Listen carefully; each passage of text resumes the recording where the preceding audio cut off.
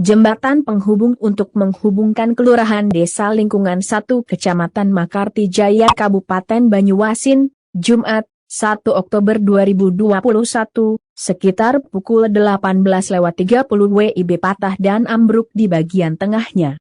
Akibatnya, warga yang ada di wilayah Lingkungan 1 Kelurahan Makartijaya Kecamatan Makartijaya harus memutar untuk menuju ke wilayah seberang. Patah dan ambruknya jembatan penghubung ini dibenarkan Kapolres Banyuasin AKBP Imam Tarmudisik melalui Kapolsek Makartijaya AKP Husen Achmat SH ketika dikonfirmasi. Jembatan itu memang sudah berumur dan bagian bawah sudah banyak yang keropos. Alhamdulillah, saat kejadian tidak ada warga yang melintas sehingga tidak ada korban jiwa, ujarnya, Minggu, 3 Oktober 2021.